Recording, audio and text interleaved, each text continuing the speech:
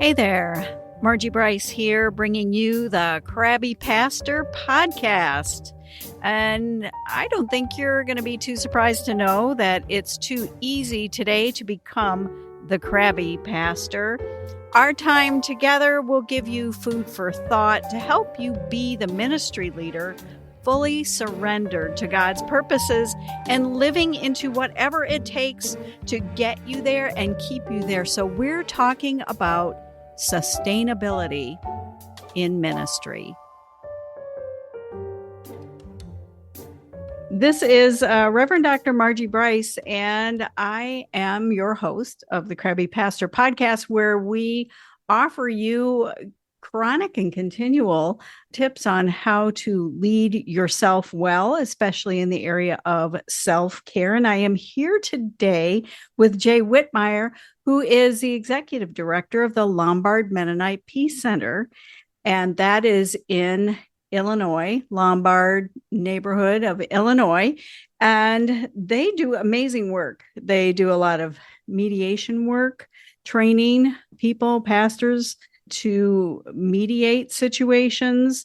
And I came to Jay and I said, we really would love to have you on to explain to us a bit about family systems theory. This is something that I know I encountered in seminary, and then again later on in my doctoral work, that was just a useful tool. And so Jay is going to just we're going to have conversation here, and you can probably always polish the facts for me, but I'm mostly going to let you give us an understanding of what this is about and how it can be valuable for ministry.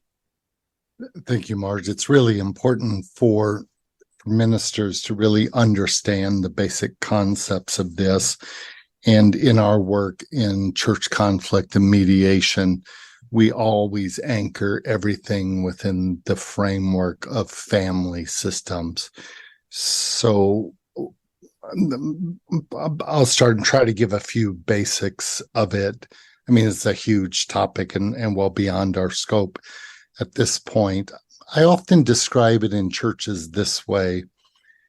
Dr. Murray Bowen, who was serving as a surgeon in World War II and was going to come back and continue surgery, but he saw so many cases of shell shock and trauma and post-traumatic stress disorder on the field that he decided to switch to psychiatry. And one of the questions, as I understand it, that really puzzled him was, why do you have two individuals go through the same event and both are traumatized, etc., but one kind of comes out of it and moves on, and the other becomes sidetracked in life, demoralized and kind of lost?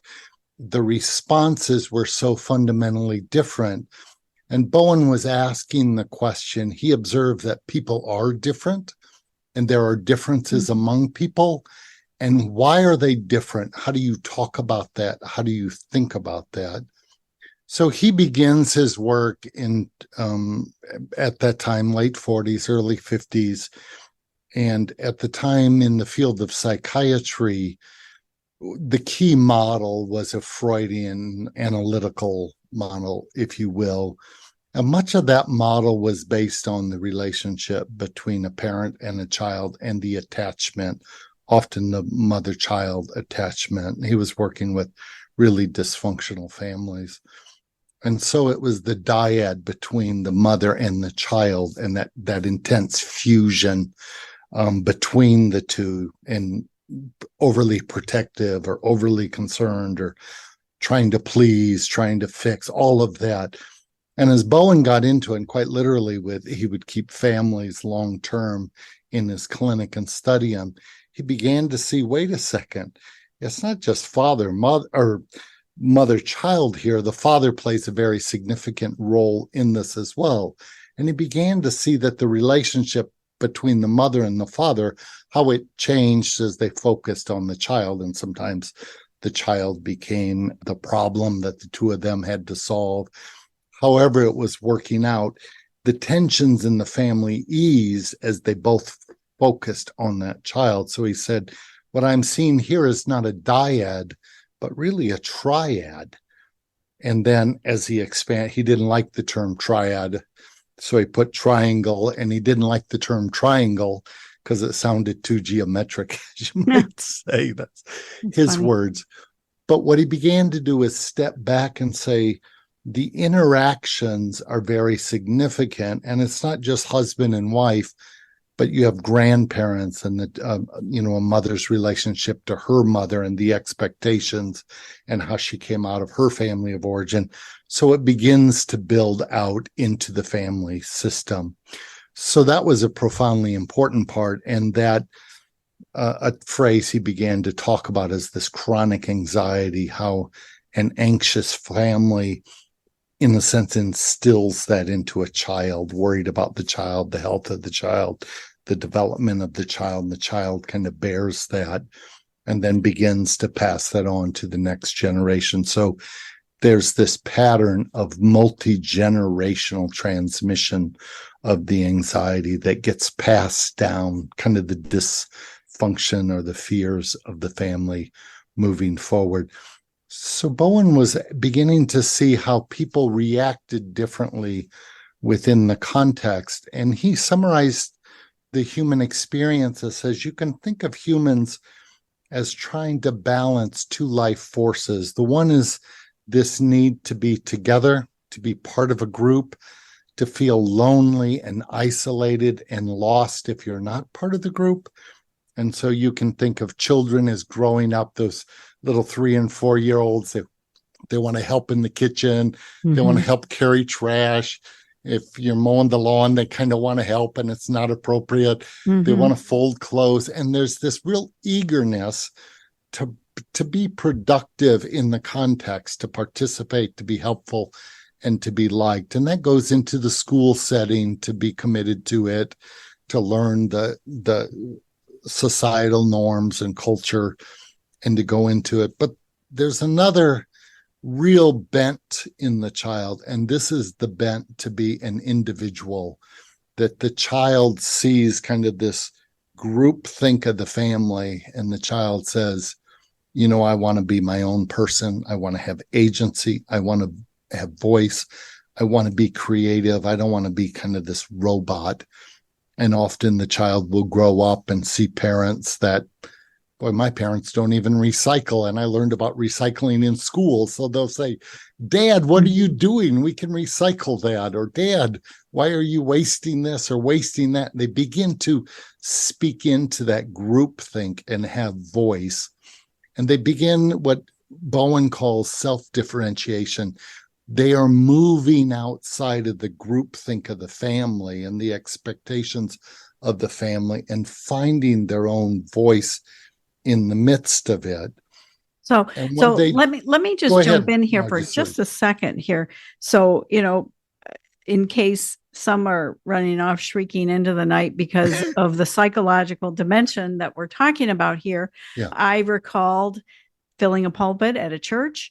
And I did have a component, an aspect of psychology in the sermon. And of course, there was heavy theological tones, but I had people come up to me after and say, I don't know about what you said. You said all this psychology stuff. And I just said to them, well, why isn't it important to understand why we do the things we do and then bring Christ to bear into that? So I feel like people that study why we do the things we do and who have very valid, and actually I recall in seminary drawing the little squares and circles of my grandparents all the way down, which I kind of thought was a bunch of bunk at the time until I got to the very end and I went, oh my goodness, how much, my family of origin and beyond had played a role in who I had become.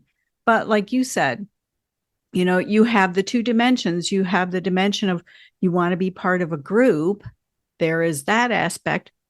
But then also you want to be self-differentiated and have a strong understanding of yourself as an individual. So I kind of wanted to throw in that disclaimer, but it's not really a disclaimer, I guess. It's really more an explanation of what is so valuable about this. And I'm going to toss it back to you, Jay, if you want to, continue your thoughts on the importance of self-differentiation. I think that's where you were headed next. So we would, and I think your example of the sermon, and this is too much psychology, is really excellent. We would anchor our explanation of family systems theory in a biblical understanding of being the body. And you can think of so many passages. Ephesians 4 is one of my classic, that, you're all members of one body. And, Corinthians, there's so many areas, but to think about how one body part reacts to the other body, and there's an influence on that. And that's the context. We try not to bring in too much psychology language in that way. But why do we interact? How do we interact? And what does that mean? The issue of self-differentiation is particularly important because you can be in a group and maybe there's a culture or there's a preferences. Maybe the church is very traditional, wants to be traditional, sing those Wesley and Isaac Watts hymns, and someone doesn't like it, and someone says, I really think we should have some more contemporary music. And just to make that statement when everyone in the room is very much against going toward a contemporary music takes a lot of effort. It takes some boldness to be the dissenting voice. And there might be some reactivity that will come when you begin to change that culture. We get stuck in a kind of a homeostasis and we don't want to change, and there's reactivity to that change. But if someone really thinks that I'm committed to the church, I love the church, I want to grow the church, I think this is an important way, and can stay in close communication with others, not get reactive when others get reactive to the self-differentiation, but just to continue as a part of it. That really takes some maturity. Often when there's disagreement, it's hard to talk to people. People get angry, they get upset, they start yelling. And the temptation is, of course, to begin to cut off and distance, separate, leave church, split the church, and move down that road. So fundamentally, the understanding of self-differentiation is the ability to be my own self, to speak what I believe, to act out of my beliefs, but to do it in a loving, caring relationship with others. So just as I give the example of the child in the recycling, the child loves the parents, but can see that they're not as ecologically minded or environmentally minded as they should be, and can kind of help them grow into it. We see that in churches, but, Dad, you should recycle. Well, blasted, I don't. And then there's reactivity. The child gets reactive, the relationship gets severed. And Bowen would call that, kind of a real lack of emotional maturity, lack of self-differentiation. So fused that they begin to have to distance, can't be themselves in the midst. So it's incredibly helpful for churches to understand the concept that when changes are coming, some people are going to be really reactive to those changes. So you look at the finance, you look at whatever, a church merger, for example, there can be a lot of reactivity around the reality of needing to make difficult decisions, and understanding. Bowen has a scale of differentiation. He says higher on the scale, there's more maturity. People can manage these differences a little easier. Lower on the scale, when changes come, people are more reactive. And just having that concept can help church leaders say, as we move in this new direction, we have to be attentive to those who are not going to immediately accept this. It's going to be hard for them. There's going to be grieving. There's going to be loss. How do we talk with them, talk through them as we go through it? It helps them step away from the situation and kind of get that bird's eye view, that stadium view, to understand the group dynamics and how they're playing out. And that can prevent a lot of church conflict and church splits and other things. Yeah. And a lot of it has to do with how well people do or do not handle, you called it reactivity, but it's anxiety. Yes. It really is, which is the number one beast plaguing people. How well can I stay calm? How well can I manage myself? And this is a leadership issue for people who are in leadership to know and to understand, there will be resistance to any change that you're going to initiate, even if that change is the best thing in the world for that particular situation. There will be. So, you have to anticipate that, expect that, and then challenge yourself with your own level of self-differentiation to always stay calm. And that's what I do when I'm walking into some kind of situation. Is, all right, I got to stay calm. I got to stay focused. And just know that when you bring change into a situation, it's like you ding the mobile. That's my one friend's really great analogy for this, is you ding the mobile, all the pieces start moving in the mobile, and they all kind of move around. And so something like family systems theory can help us to, like you said, stadium level, step back and kind of watch what is going on. And as a leader, not let that rattle our own sense of anxiety and hand wringing, whatever it is that you're going to do. So there's great value in doing that, because people are, well, I don't know. I talked to a couple of counselors that didn't know each other or anything like that. So they weren't like in the same practice. And I just said, people were a little odd before COVID. And I said, what about since COVID?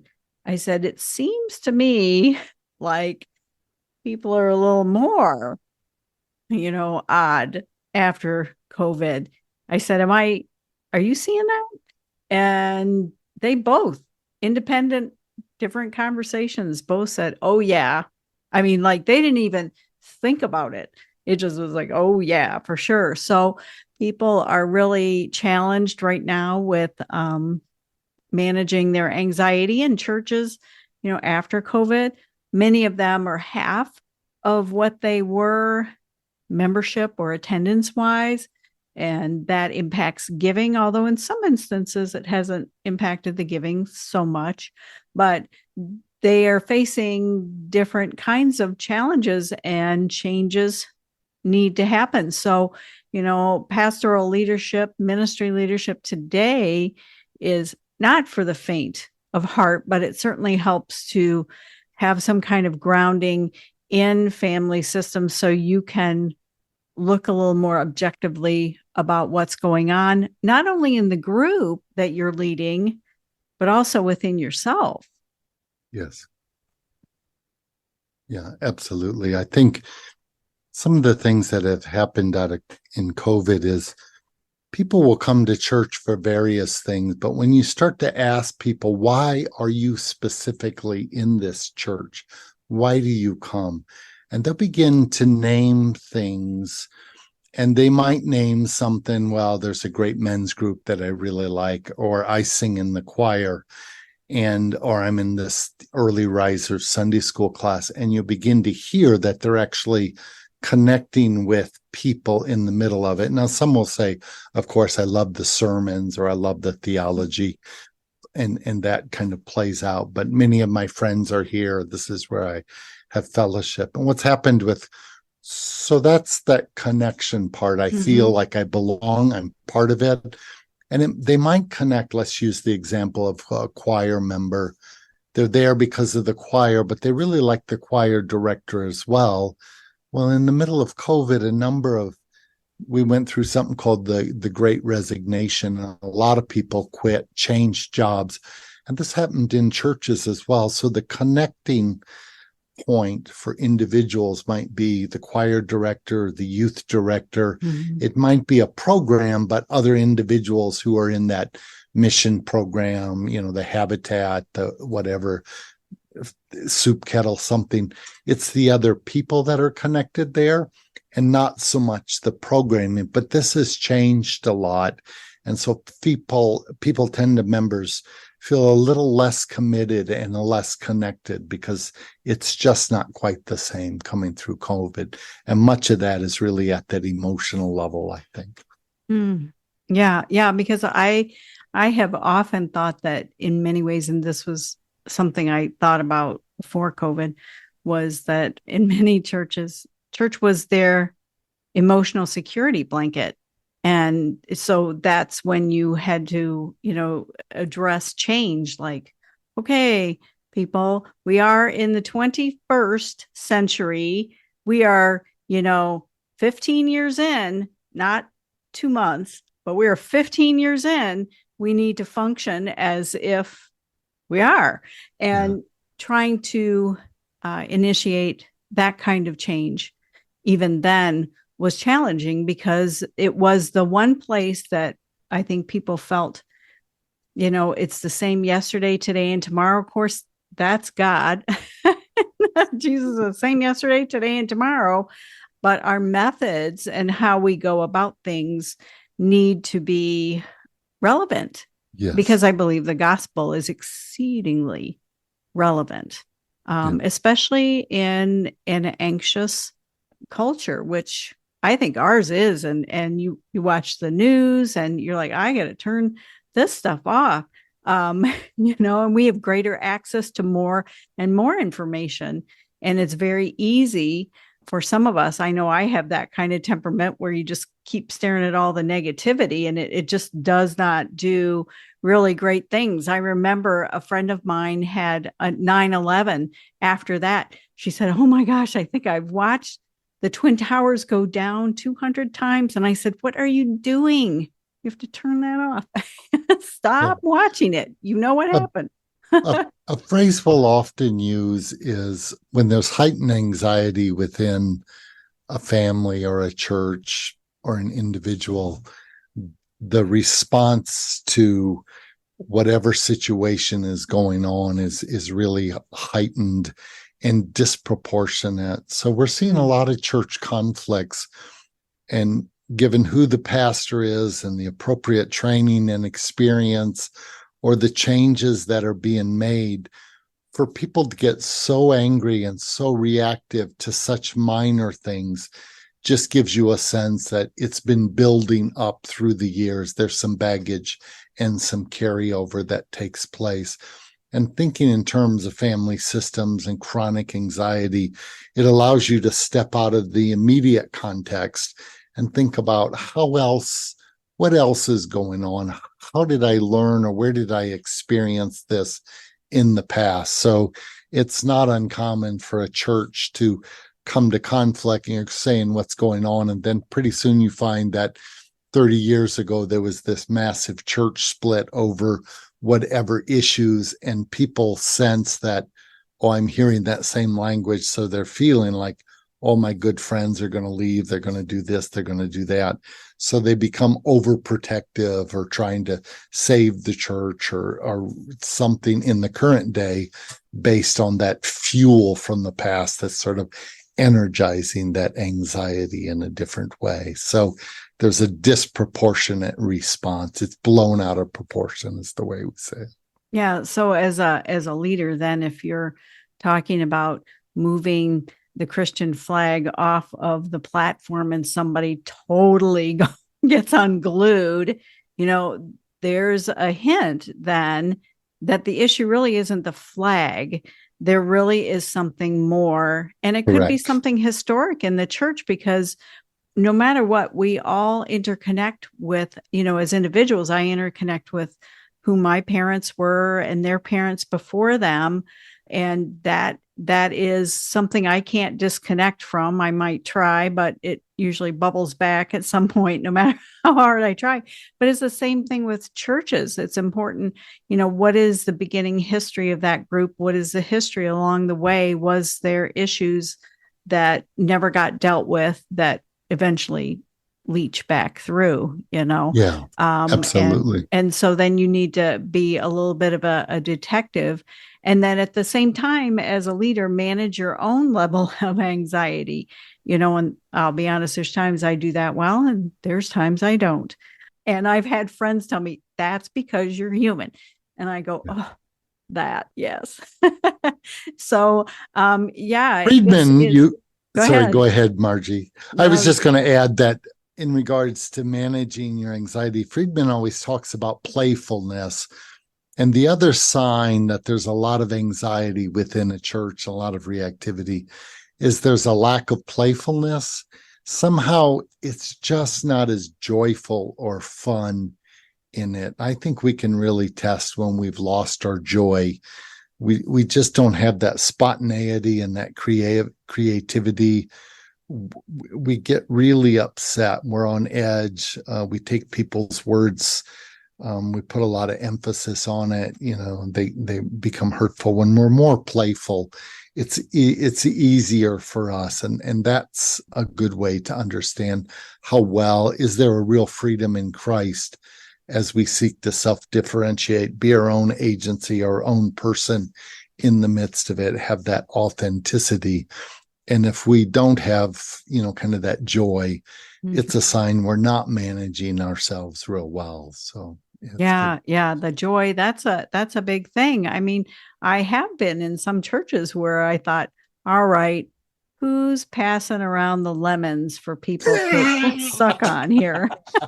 I can say these things now, I I used to think them a lot and I just wouldn't say them, but you'd swear somebody was doing that somewhere, or they were passing out the pills that, would just drain the joy out of people. And you'd be surprised, as a leader, then, the question is, how can you initiate or integrate some playfulness back into the group? You want to be sober-minded and you want to take the things of God seriously. It doesn't mean to be vain or lighthearted or dismissive. It doesn't mean that. But there is a certain joy that comes. And when it's overly serious, people are afraid to speak up. They're afraid to be attacked. People become defensive. And that's when I can go do work in a workshop in a church, and I'll crack some jokes, and some churches people will laugh, and other churches the same comment, just dead silence. People just look at you, and we might call it reptilian regression. It's kind of you're like, all righty, this is where we're at today. So and as a leader then as well, you need to know and understand the baggage that you're carrying, because everybody has it. We all have our baggage, and you've got to know what's in your suitcases.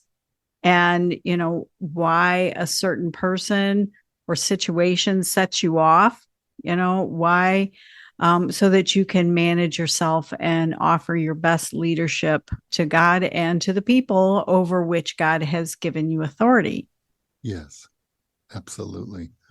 For sure. Yeah. If you come through your home life and say you're the oldest of five, and you were the sister doing the babysitting, helping mom make sure others get in and, get ready for school and get their lunches. And that's kind of that role. Mm-hmm. And you're kind of used to being the one in charge. You comes to the church, and often you'll play out that role in various ways, particularly when things start to go awry. You'll start feeling the need to kind of step in and overfunction on some of that if you're not careful.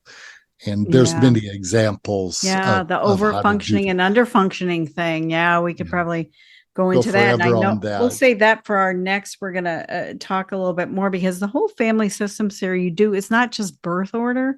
Like, I'm the oldest of three girls. I mean, that says something about how I function. And it was very apparent to me when we went to my nephew's wedding, and I wanted to get a picture of all three of us together And I knew if we didn't take that moment when we were just kind of loitering around, that it wouldn't happen. And I was just really bent on, I want to have this happen. And I immediately went back to that, 10-year-old kid that was sent. My mother would say, go tell your sisters it's time for dinner. And so you go, you're like trained into that role.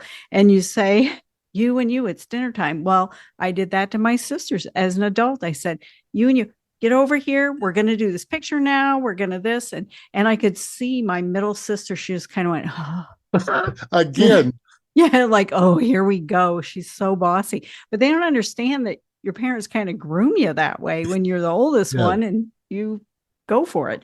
So sometimes understanding the family systems and how they function and how you function in the midst of it, can have great value. And I know for me, when I was a pastor, it helped me not take something so seriously.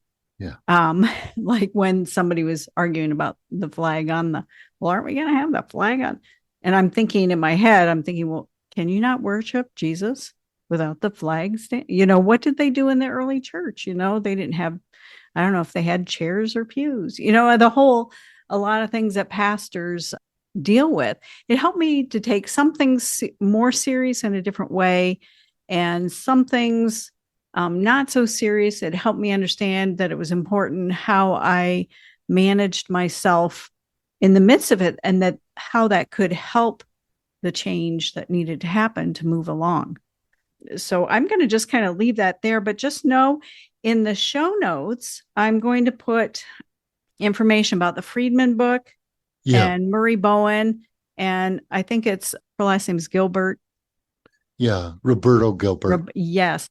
And these are people who were foundational and really can get you started on understanding. I think it was Friedman that first applied it to the congregational setting. Yeah, he did generation to generation. Yeah. And then failure of nerve.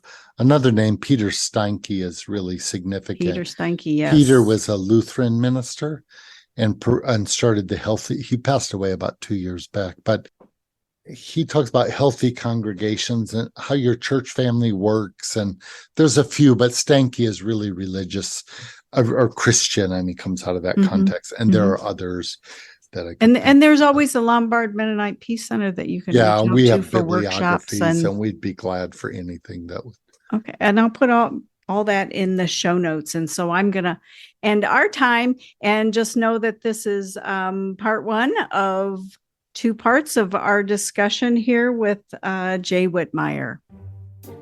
The Crabby Pastor podcast is brought to you by Bryce Coaching, and I connect with ministry leaders and help them when they are stuck, help them when they need to know what their next steps are, and just a journey with them, which is a type of self-care, actually. But this podcast is also brought to you by Bryce Glass Art. You can find that on Facebook. So when I am doing this podcast, it is paid for and sponsored by the glass articles that I make and sell and the coaching that I do. And it is my privilege to call you to radical self-care so that you can go the distance with God. Hey, thanks for listening. It is my deep desire and passion to champion issues of sustainability in ministry and for your life. So I'm here to help. I stepped back from pastoral ministry, and I feel called to help ministry leaders create and cultivate sustainability in their lives so that they can go the distance with God and whatever plans that God has for you. I would love to help. I would consider it an honor. And in all things, make sure you connect to these sustainability practices, so that you don't become the crabby pastor.